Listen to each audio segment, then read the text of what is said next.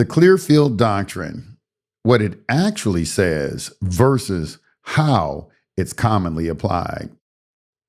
Introduction.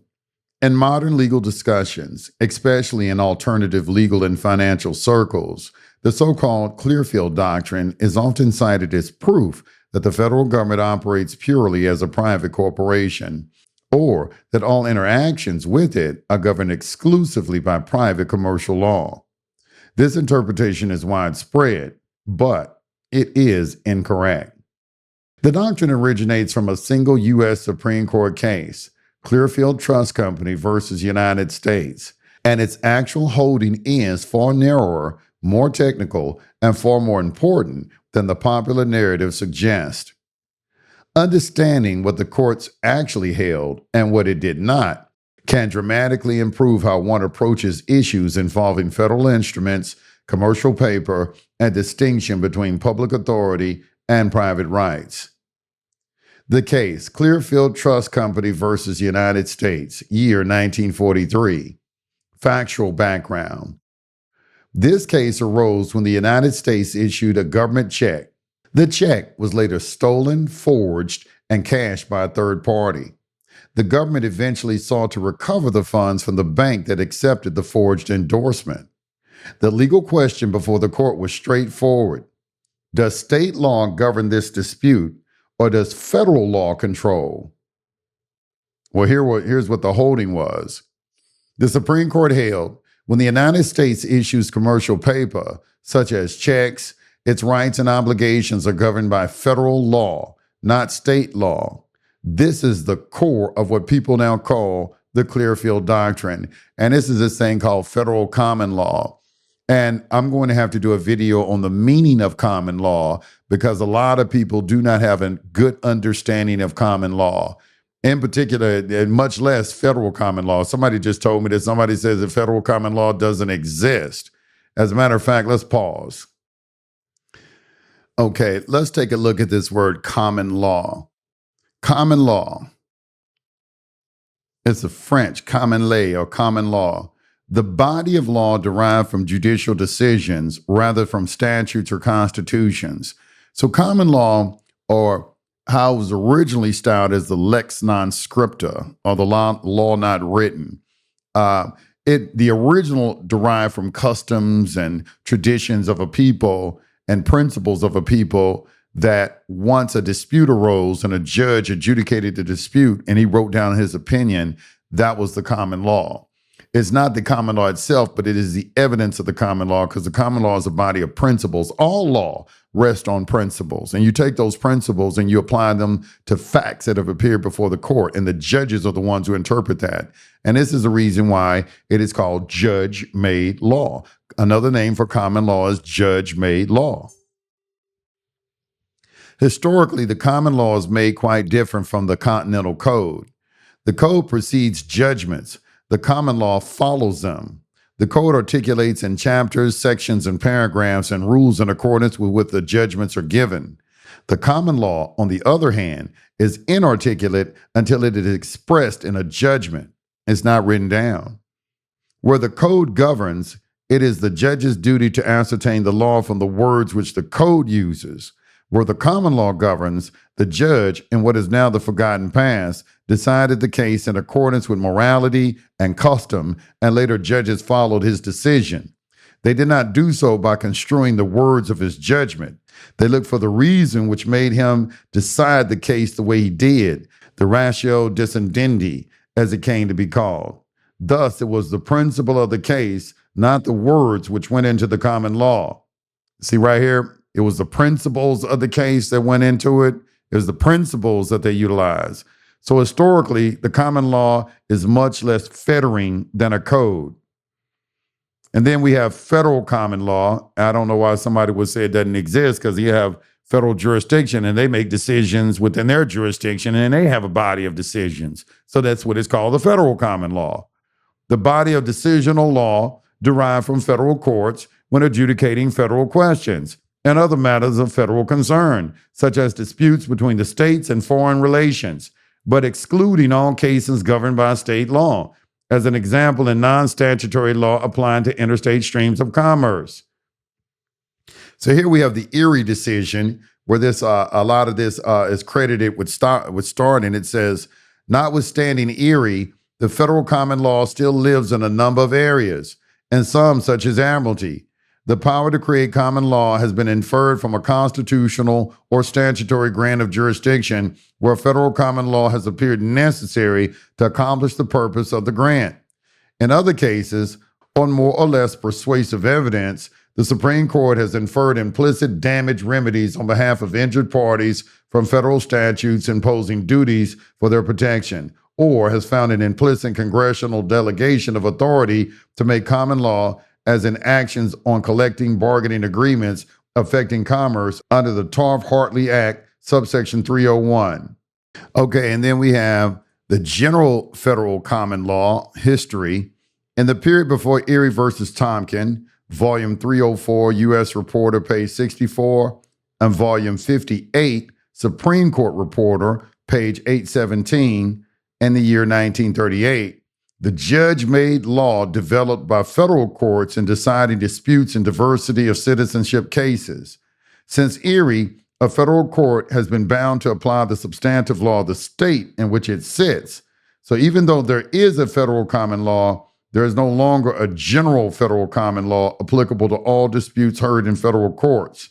So since, too, the body of law based on the English legal system as distinct from civil law system, the general Anglo-American system of legal concepts together with the techniques of applying them that form the basis of the law in jurisdictions where the system applies. And then you have American common law, the body of English law that was adopted as the law of the American colonies and supplemented with local enactments and judgments.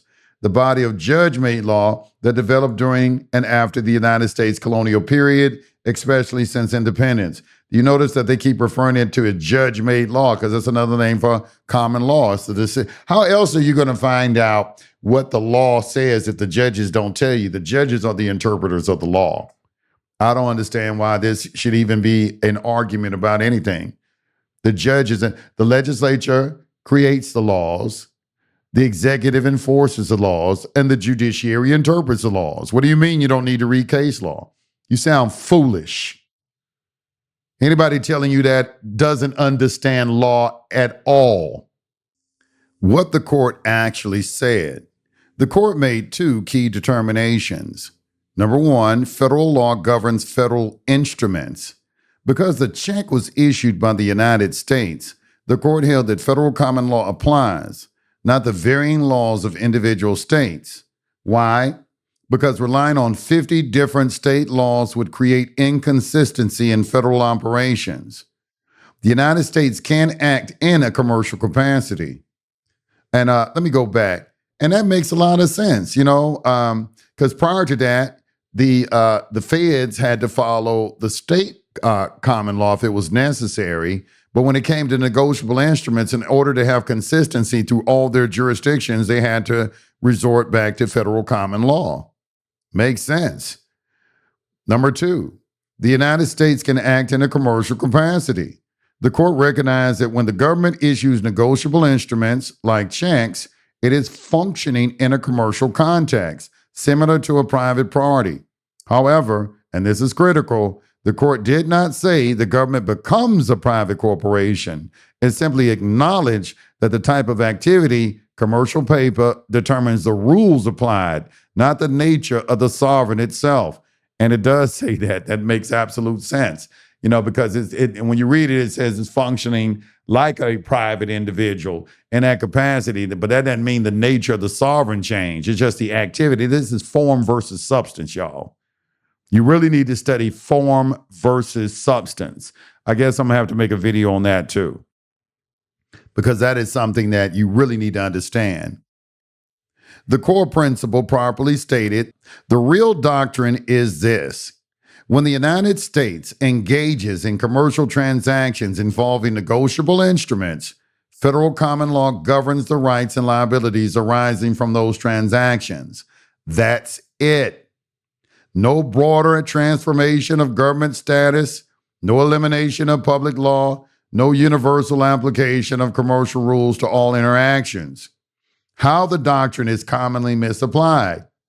This is where confusion and misinformation enters. Now, here are the different misapplications you're going to see what I've saw for the last 20 years floating around this Clearfield Doctrine. Misapplication number one, the government is just a corporation. Many claim that Clearfield proves the United States is merely a private corporation. That is incorrect. The court never redefined the government's nature. It only addressed which law applies to a specific transaction. The United States remains a sovereign entity within constitutional authority. It's application number two. All dealings with government are commercial. Another common claim is that every interaction with the government is governed by commercial law, such as the UCC. This is also incorrect. Clearfield applies specifically to negotiable instruments, federal commercial paper, financial transactions of a specific type, which should be basic common sense because the UCC is dealing with negotiable instruments.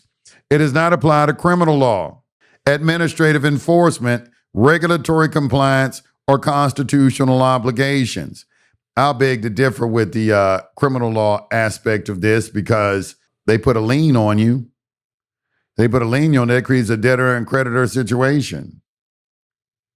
I got another document that goes into that. We're going to talk about that. So don't just write the criminal law off. We're going to talk about that also and get some clarification on it because I've already did the research on that too, and I will present you all the research I've conducted on to the nature of these criminal actions. Misapplication number three, you can opt into commercial law to avoid public laws. And this right here, public and private doesn't mix. I don't even know where people got this from because people think they can declare themselves into certain jurisdictions. That is an issue that has to be rectified. Some argue that by framing interactions as commercial, one can bypass statutes or regulatory systems. This misunderstanding ignores a fundamental principle. And notice we're talking about a principle of law. You do not choose the governing law. The nature of the transaction determines it. Something you've heard me say if you've been a follower of mine for the last 15 years, substance over form. Because you learn that in taxation, especially as it relates to trust. A lot of people think, well, I got a trust, I don't have to pay taxes. Having a trust has nothing to do with it. That's the form. What type of activities that the trust engages in is what governs. That's the substance. That's what the taxing authorities look at, not the formation of your entity.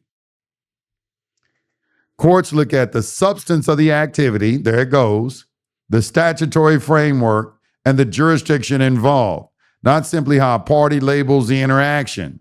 And that's what a lot of people believe. They think they can just label it somewhere, and that's what governs. We got to get away from this, y'all. It's too much. This is why I'm doing this, because it just went way off the rail.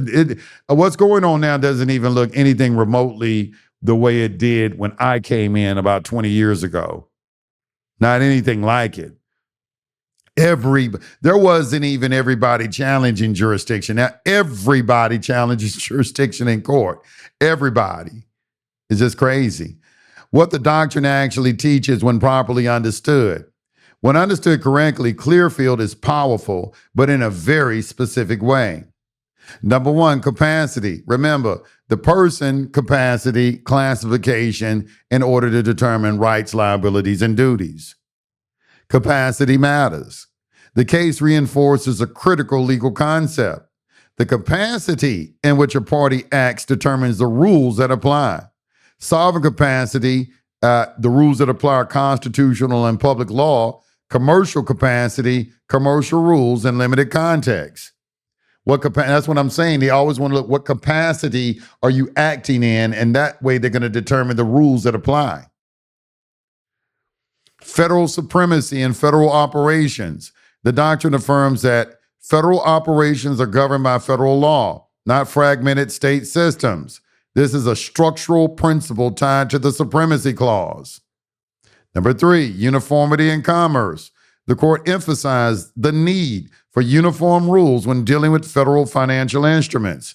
This is about efficiency and predictability, not privatization of government. And that is what the Uniform Commercial Code was put in. That's a codification of the law merchant, and they made it uniform so all the states would be on the same page. Because a lot of different jurisdictions had their own way of utilizing negotiable instruments. So they made them uniform. Where Clearfield actually fits in a broader legal framework. If you're studying private ordering, trust law, or commercial systems, Clearfield fits into a larger structure, public versus private distinction. The government can operate in multiple capacities, but it does not lose its sovereign character when engaging in commerce, just like you don't. You can operate in different capacities, but that doesn't remove you as a sovereign. But you have to understand is that when you come and operate within a public regulatory space, there are going to be a different set of rules that apply to you. You just don't carry your private rules everywhere you go. In every jurisdiction you go into, everybody has to bend to your will. It's never been like that at any point in history on the planet. You can't show me anything in a history book or law that would suggest that you can do anything you want in any jurisdiction that you want. The people that are telling you this are wildly off base, woefully ignorant about law, and in my opinion, they're anarchists. Substance over form, there it goes. Courts will always examine what actually happened, what type of transaction occurred, and what legal framework governs the activity, not what someone claims it is. A lot of that goes on in these circles. People claim something to be true and cannot substantiate it at all. We don't have time to keep operating on theories and bad information. You have to operate off good information if you want good results. Limited scope doctrine. Clearfield is a narrow doctrine, not a universal theory. It applies when the U.S. issues commercial paper. There's a dispute involving that instrument. Federal law must control for uniformity. When you read it in that context, it makes sense. Why misunderstanding this case is dangerous. Misapplying Clearfield can lead to procedural mistakes in court, improper legal arguments, loss of credibility before a judge, and failed strategies based on incorrect assumptions. In other words, it's not just wrong, it's strategically harmful. Conclusion. The Clearfield Doctrine is real, but it is often misunderstood. It does not mean the government is a corporation, all law is commercial, and you can avoid statutory systems by invoking commerce. It does mean when the United States engages in specific commercial activities, such as issuing negotiable instruments, federal common law governs those transactions. Nothing more, nothing less. And here's the final takeaway for all my students out there. If you want to operate effectively in law, whether in trust structuring, private agreements, or litigation, you must understand this principle. The governing law is determined by the nature of the transaction and the capacity of the parties, not by labels, theories, or internet interpretations. That is the real lesson of Clearfield. And I want you to understand that about capacity. What capacity determines what law is going to be applied.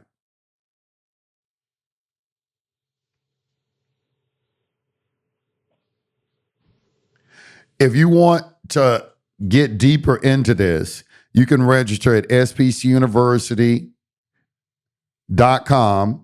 It's $99. You can pause your subscription if you want to, but I would suggest that you come sign up for a class. Tonight we have a trust class. We have a trust class on Tuesday and Thursday, every Tuesday and Thursday from 9 to 11. And we have status correction every Monday and Wednesday from 9 to 11. And we also have a natural law class that I'm thinking about opening up to the general public. I don't know yet. I think right now I'm just going to allow members to invite their people that they want to come into it, because it seems to be a very, very popular class, and people are asking me to extend that to additional days. So I'm contemplating that right now. But anyway, that's it. Short and brief. Now we have some clarification on the Clearfield Doctrine. We can stop, spreading around the Clearfield Doctrine and misinterpreting it and trying to say, see, this means that the government is a corporation, and all the things that are being said. Just take the time to investigate it for yourself. Peace to the gods.